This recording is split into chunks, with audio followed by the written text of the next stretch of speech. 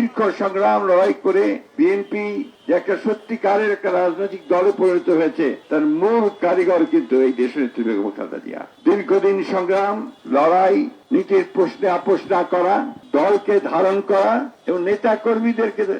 স্বীকৃতি দেওয়া, এই মহান নেত্রী আমাদের মাঝে আজকে নেই, কিন্তু তার কাজ, তার প্রেরণা আমাদেরকে সব সময় অনুপ্রেরণা যোগায়। সেই নেত্রী জন্ম নিয়েছিলেন যিনি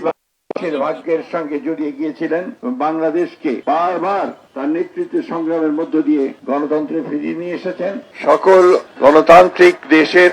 অন্যতম আমাদের সেই মহান নেত্রী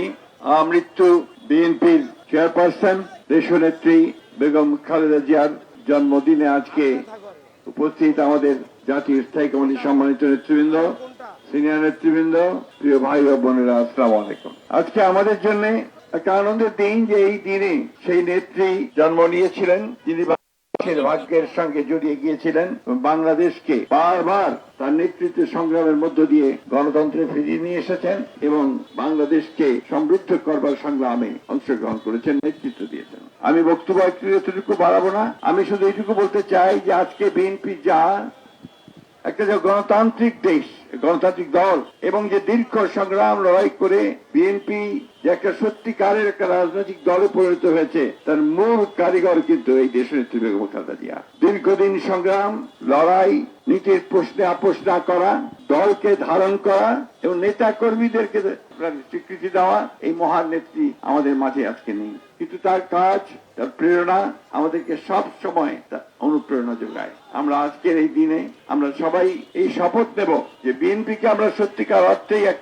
এমন একটা গণতান্ত্রিক দলে পরিণত করতে চাই যে সত্যিকার অর্থেই বাংলাদেশকে নেতৃত্ব দিতে সক্ষম হবে। আজকে যখন বিএনপি সরকার গঠন করেছে, প্রতিটি মানুষের আশা এই সরকার দেশনেত্রী বেগম খালেদা জিয়ার যে নীতি ছিল, তিনি যে ভিশন 2030 দিয়েছিলেন, পরবর্তীকালে তারই দলের যে আপনার কর্মসূচি দিয়েছিল 31 দফার, তাকে বাস্তবায়িত করার জন্য সামনের দিনগুলোতে কাজ করে যাবে, দলকে শক্তিশালী করবে এবং বাংলাদেশের স্বাধীনতার সার্বভৌমত্বকে অক্ষুণ্ণ রাখবে। এই কথা বলে তার আমরা আত্মার মাগফিরাত কামনা করছি এবং আল্লাহ তাআলার কাছে এই দোয়া চাইছি যে আল্লাহ তাআলা কিভাবে আমাদের স্বাধীনতার ঘোষক শহীদ প্রেসিডেন্ট জিয়াউর রহমানকে আমরা দোয়া করি যেন বেহেশত নসিব হন, ঠিক একইভাবে দেশনেত্রী বেগম খালেদা জিয়া যেন বেহেশতের সর্বশ্রেষ্ঠ স্থানে তাকে স্থান দেন,